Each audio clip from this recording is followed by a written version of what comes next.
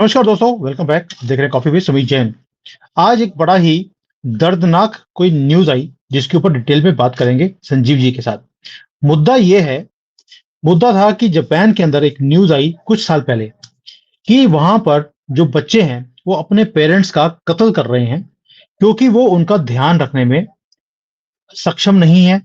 पैसों की कमी है, जॉब अपॉर्चुनिटीज कम होती जा रही हैं, तो प्रेशर इतना ज्यादा है कि वो कहते हैं कि यार इनको रखने से ज्यादा अच्छा है कि इनको मार दिया जाए। यानी कि बच्चे अपने ही पेरेंट्स को मारते जा रहे हैं, जान से मार रहे हैं, और किसी को कानों का खबर नहीं होती। अभी यही चीज चाइना में भी शुरू हो गई है। वहां पर भी लोगों ने अपने पेरेंट्स को मारना शुरू कर दिया, और इतना बुरा हाल है कि पेरेंट्स को यह समझ नहीं आ रहा कि हम सेफ कहाँ हैं, अपने ही घर में सेफ नहीं है पेरेंट्स। ये बुरी हालत है इन दो कंट्रीज के अंदर। भारत के अंदर भी ये ट्रेंड कहीं ना कहीं घुसता हुआ दिखाई देता है। इसके ऊपर डिटेल में आज बात करेंगे संजीव जी के साथ। सर, सबसे पहले जय श्री राम। जय श्री राम सुमित जी। सर, ये जो आंकड़े आ रहे हैं कि हर 8 दिन में किसी ना किसी पेरेंट्स की मौत हो रही है, जापान में भी चाइना के अंदर भी, और ये ट्रेंड बढ़ता जा रहा है। ये जितना ये ट्रेंड बढ़ता जा रहा है, ये तो दरिंदगी से भी ज्यादा बदतर हाल है कि पेरेंट्स का कत्ल बच्चे ही कर रहे हैं। इससे ज्यादा दर्दनाक और क्या चीज हो सकती है सर? सुमित जी, जब ये खबर मेरे तक पहुंची थी तो मैंने इसमें छानबीन करी, आपने भी छानबीन करी, तो इसके बारे में जब जो नतीजे हमारे सामने आए वो बहुत चौंकाने वाले नतीजे थे। और कहीं ना कहीं हमें पहले तो यकीन ही नहीं हुआ कि ऐसा कुछ हो भी सकता है। मगर सच्चाई ये है कि इस तरह की हरकत हो रही है और सोसाइटी के लिए बहुत डेंजरस ट्रेंड है। बहुत बहुत ही खौफनाक चीज है ये जो सब चीजें सामने आ रही है। अब इसके पीछे वजह क्या है, मतलब वो वजह जानने के लिए अगर हम देखें तो कई सारी वजह सामने निकल के आई है। एक, क्योंकि माइक्रो फैमिलीज होने की वजह से बच्चे ज्यादा पैदा हो नहीं रहे। अच्छा, बच्चे जब पैदा हो रहे हैं तो वो जल्दी करना नहीं चाह रहे, जल्दी सेटल नहीं होना चाह रहे, तो आगे और नई जनरेशन जो है वो जल्दी शुरू नहीं हो पा रही। अच्छा, जो पिछली जनरेशन है, क्योंकि उनके भी जो तौर तरीके हैं वो इंडिया के तौर तरीकों से काफी मिलते जुलते हैं, चाइना के भी, जापान के भी, कि एक फैमिली स्ट्रक्चर के अंदर एक फैमिली ही है, फैमिली के जो बच्चे ही हैं वो अपने पेरेंट्स को संभालेंगे, उनको सपोर्ट करेंगे उनकी ओल्ड एज पे। मगर क्योंकि यहाँ पे महंगाई इतनी ज्यादा बढ़ गई है, जॉब्स की दिन पर दिन कमी होती जा रही है, हार्डशिप ज्यादा हो गई है, जीना इतना आसान नहीं रह गया ऐसे एनवायरनमेंट के अंदर, तो जो बच्चे हैं वो अपने अपने पेरेंट्स का या ग्रैंड पेरेंट्स का, जो ओल्ड एज में पहुंच गए हैं, 70-75 ईयर्स के अबव की एज के हैं, जो रिटायर हो चुके हैं, वो टोटली डिपेंडेंट अपने बच्चों पे, उनका ख्याल रखने में ये बच्चे जो हैं वो असमर्थ हो रहे हैं। मतलब उन पे सोसाइटल प्रेशर की वजह से वो मजबूर हैं उनको अपने पेरेंट्स का ख्याल रखने के लिए। और गवर्नमेंट भी ऐसा चाहती है कि यही लोग बच्चे ही जो अपने माँ बाप का ख्याल रखे तो ज्यादा बेटर है। मगर जब ये प्रेशर उन पर बहुत ज्यादा हावी हो जाता है और वो डिप्रेशन में चले जाते हैं, तो कहीं ना कहीं पे ऐसे कदम उठा रहे हैं जहाँ पे वो अपने माँ बाप को, अपने ग्रैंड पेरेंट्स को खुद ही मार दे रहे हैं।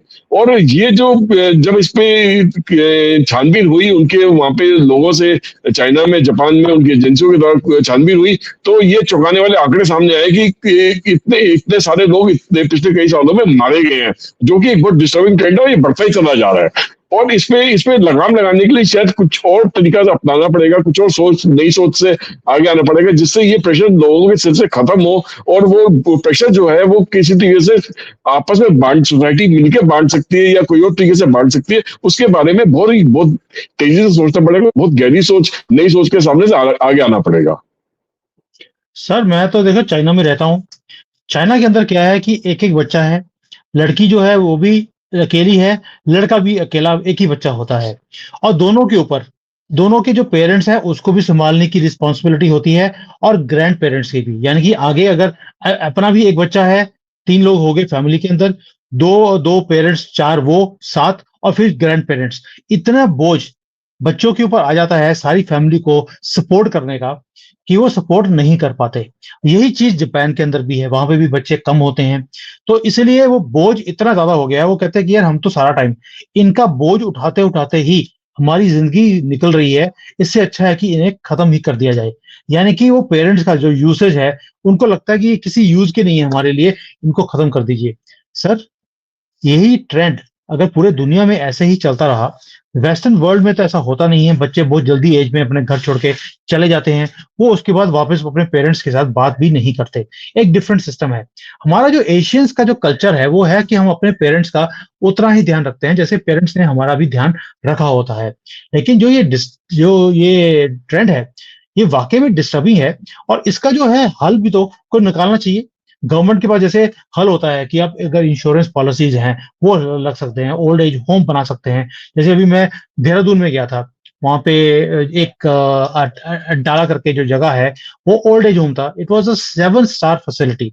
राजकुमार जी हैं वहां पर जो मुझे लेकर गए थे। अगर ऐसी चीजें जापान के अंदर, चाइना के अंदर भी हो सकती हैं, यहाँ पर है भी हैं। मैंने यहाँ पर ओल्ड एज होम देखे भी हैं, और कल मैं एक ओल्ड एज होम देखने भी जा रहा हूँ। मुझे उन्होंने इनवाइट किया है दिखाने के लिए, तो मैं कोशिश करूंगा एक वीडियो भी बना के लेके आऊं। लेकिन ऐसी चीजें भी तो हैं।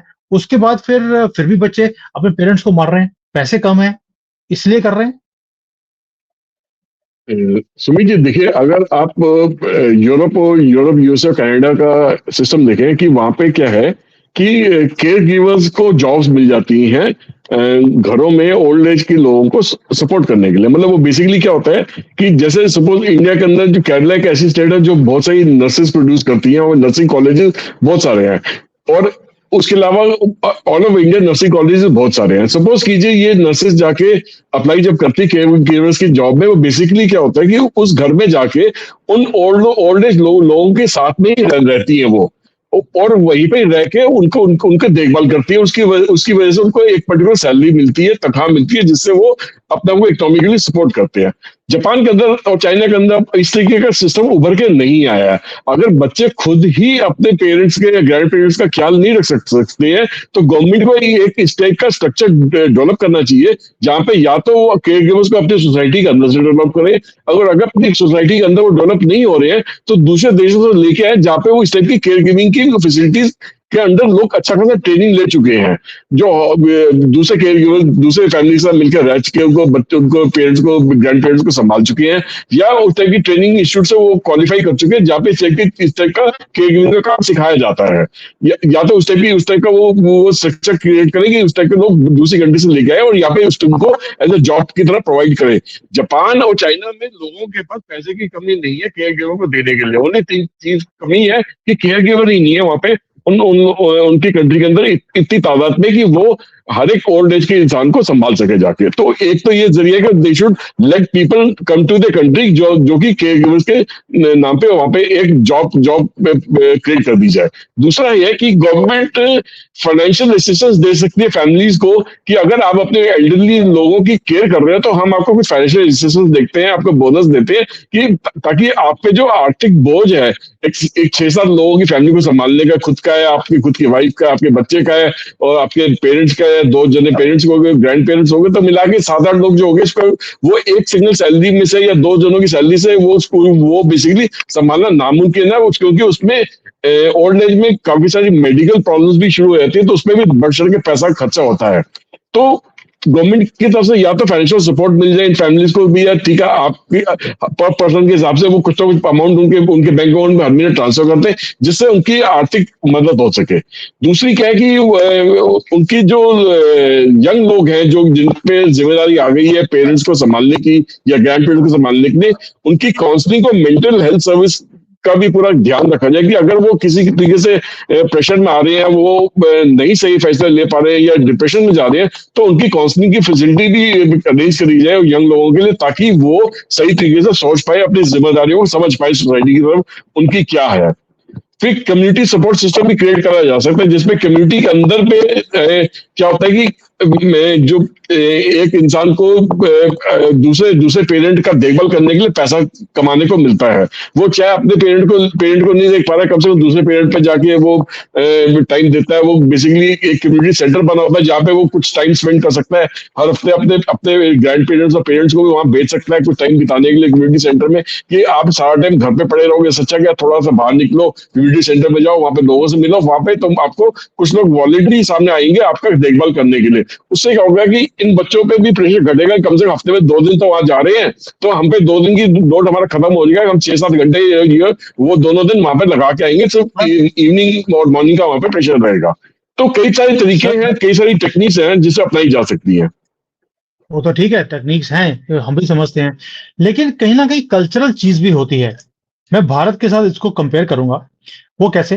जैसे जापान के अंदर एक पुराना सिस्टम था कि जब बुजुर्ग हो जाते हैं, उनका आप ध्यान नहीं रख सकते, उन्हें पहाड़ों में छोड़ के आते थे। पहले पहाड़ों में छोड़ देते थे कि वहाँ पे जंगली जानवर खा जाएँगे, ये काम खत्म, स्यापा खत्म हो जाएगा। और भारत के अंदर भी ऐसा था कि जो हमारे बुजुर्ग लोग होते थे, उन्हें जंगलों में छोड़ के आ जाते थे। पुरानी हमारे किस्से बहुत ज़्यादा हैं इन चीज़ों के ऊपर। तो कोई भी डिफरेंस नहीं है, ये कि पहले उनको जंगलों में छोड़े जाते थे, अभी उनको मार दिया जाता है, क्योंकि जंगल रहे नहीं तो छोड़ के कहाँ आएँगे। तो ये जो पैरेलल है जापान के अंदर, चाइना के अंदर, भारत के अंदर, लेकिन भारत में अभी रिसेंटली तो मैंने देखा नहीं है, लेकिन कई वीडियोज़ ज़रूर देखी हैं जहाँ पर बुजुर्ग लोग हैं, उनको मारा-पीटा जाता है। ना बच्चे उनको थप्पड़ मार रहे हैं कि यार तुम्हारी मौत क्यों नहीं हो जाती? रोज़ बद्दुआएँ देते हैं। तो ऐसी वीडियोज़ आपने कई बार सोशल मीडिया पे देखी होंगी, कई पढ़े-लिखे लोगों की भी ऐसी वीडियोज़ आई हैं।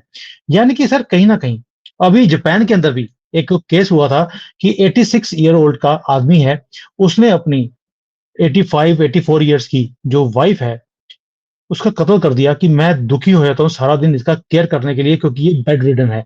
इससे अच्छा है इसको खत्म कर दिया जाए। यानी कि कहीं न कहीं ये इनटॉलरेंस भी दिखती है सोसाइटी के अंदर। जैसे-जैसे प्रेशर्स बढ़ते जा रहे हैं हमारी लाइफ को चलाने के लिए, इनटॉलरेंस भी है, इनकॉम्पिटेंस भी है।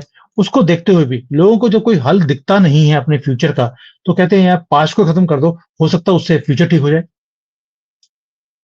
सुमित जी देखिए, इस तरीके की मानसिकता से जो लोग जीते हैं उनका फ्यूचर तो वैसे भी ब्लीक है। मतलब ये कोई हल तो हुआ नहीं कि किसी को आप अननेचुरल डेथ दे दे और सोचे कि आपकी आगे की जिंदगी सुधर जाएगी। ऐसा तो कभी नहीं हो सकता, क्योंकि वो जो आपके जहन के अंदर, आपके दिमाग के अंदर ये बात 24 घंटे रहेगी। सारी जितनी भी आपकी बची हुई जिंदगी रहेगी कि आपने कहीं ना कहीं गलत काम करके अपने माँ बाप को मारा है, अपने ग्रैंड पेरेंट्स को मारा है। जो जिम्मेदारी आप पे थी, आपने जिम्मेदारी पूरी तरह निभाई नहीं है। तो ये तो, और इस टाइप का इंसान और डिप्रेशन में जाता है, और डिप्रेशन में जाके वो अपना ही नुकसान करता है, सोसाइटी का नुकसान करता है। या तो खुद सुसाइड कर लेगा या 4 लोगों को मार के मरेगा।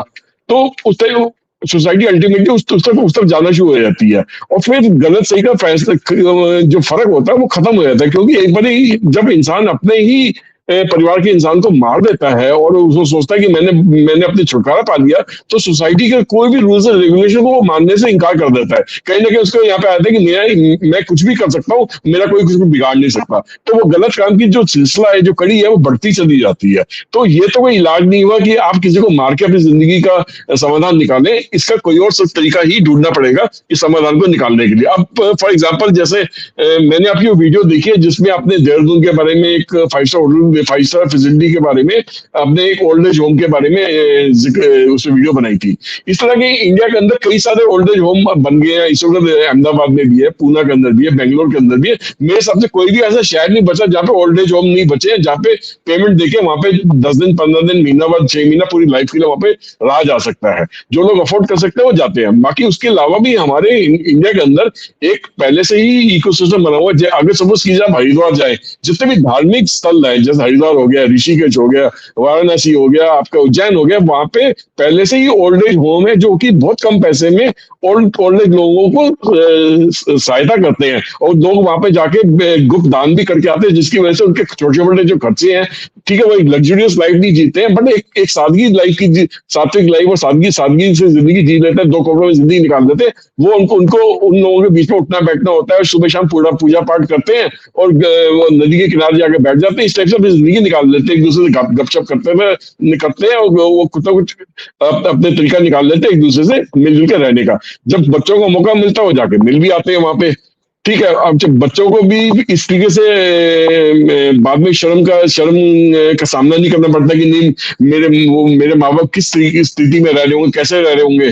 तो जो एक गरीब है उसको फर्क नहीं पड़ता कि भैया वो, अगर उसके माँ बाप गरीबी में भी रह रही है मगर फिर भी खुश है और अपनी जरूरतें पूरी कर रही है, तो वो तब भी खुश है। एक अमीर इंसान है जो अगर अफोर्ड कर सकता है तो एक 5 स्टार फैसिलिटी जैसी ओल्ड एज होम में भी भेज सकता है माँ बाप को।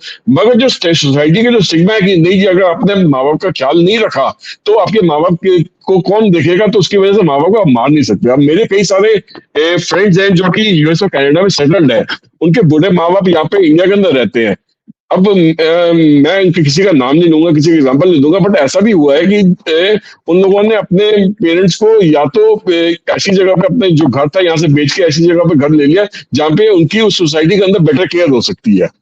वहां पे फैक्ट्री उस सोसाइटी के अंदर केयर गिवर पहले से ही है, उनको वो अफोर्ड कर सकते हैं, उन्होंने केयर गिवर्स की जो जो भी मंथली फी होती है वो देके अपने अपने पेरेंट्स को वो देखभाल कर सकते हैं। और पेरेंट्स भी उस सोसाइटी का जो कम्युनिटी सेंटर बना हुआ है जहाँ पे सारे बाकी सारे लोग इन्वॉल्व होते हैं, वो उनके साथ सुबह शाम उठते बैठते क्लब जाते हैं, अपनी जिंदगी जी रहे हैं। और साल में 1-2 महीने अपने बच्चों के साथ भी पास अमेरिका कनाडा लगा के आ जाते हैं, उनसे उस तरीके से बोल वो जानते हैं कि उनके बच्चे अब वापस तो आने से रहे तो अपनी जिंदगी कैसे बिताएंगे, अपनी जिंदगी का कोई ना कोई तरीका तो निकालना होता है ना जीने का, तो एक जरिया निकाल दिया। तो ये चीज मेरे को लगता है कि चाइना और जापान में बहुत हद तक मिसिंग है कि वहां पे उस लेवल के शायद अभी तक ओल्ड एज होम्स नहीं तैयार हुए हैं जो कि बच्चों के सिर से जो सोसाइटल प्रेशर है उसको किसी तरीके से कम कर सके।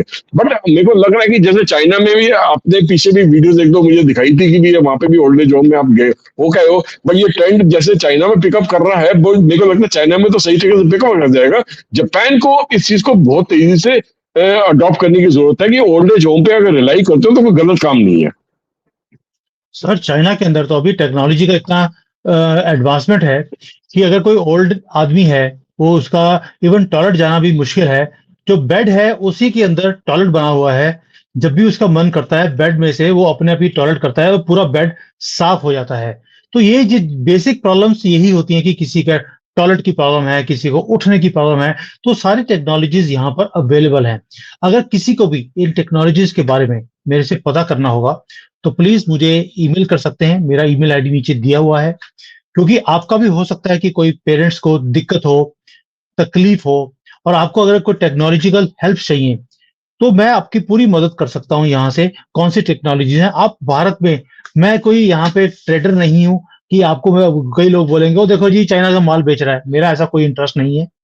जिसको मदद की जरूरत है मैं आपको मदद करूंगा। अगर आप भारत में बनवा सकते हैं आप वहां से बनाइए, लेकिन पेरेंट्स का अपने ध्यान रखिए। क्योंकि दुनिया में हम हर चीज को चेंज कर सकते हैं, पेरेंट्स को चेंज नहीं कर सकते। और हमारे तो कल्चर के अंदर है कि हम अपने पेरेंट्स का वैसा ही ध्यान रखते हैं जैसे हम किसी भगवान का ध्यान रखते हैं अपने मंदिर में, अगर घर में मंदिर रखा हुआ है। लेकिन ये जो कंट्रीज हैं, चाइना है, जापान है, ट्रेडिशनली ये भी हमारी तरह ही थे। लेकिन अभी थोड़ा सा मुझे लगता है पैसों की कमी है, फ्यूचर ब्लीक है, तो इन्होंने ऐसे डायर सर्कमस्टांसेस में ऐसी हरकतें करनी शुरू कर दी हैं कि अपने ही पेरेंट्स को मारना शुरू कर दिया। तो दुखद बात थी, लेकिन ये शेयर करनी जरूरी थी कि सोसाइटी में, दुनिया में कुछ भी होता है उसके रेपरकेशंस हमारे ऊपर भी आते हैं। यानी कि जो आज वहां हो रहा है कल को हो सकता है कि हमारी सोसाइटी में भी ये जो गंद है, ये जो छोटापन है, ये जो सेल्फिशनेस है, ये भी कहीं एंटर ना कर जाए। इसलिए आगाह करना पहले से जरूरी था। इसलिए ये वीडियो बनाया। संजीव जी आपने बहुत अच्छी तरह से इसको रिसर्च करके बनाया है इसको। आई नो बहुत टाइम लगता है इन चीजों को रिसर्च करके सारी इंफॉर्मेशन को निकालना, बट थैंक यू सर, आपने बहुत अच्छी तरह से समझाया इसको। और हो सकता है कहीं ना किसी के दिमाग में कोई आइडिया आएगा और उसके ऊपर भारत में काम करना शुरू करेंगे कि कैसे हम अपने बुजुर्गों का और अच्छी तरह से ध्यान रख सकते हैं। Thank you sir. जय हिंद, जय श्री राम। जय हिंद, जय श्री राम।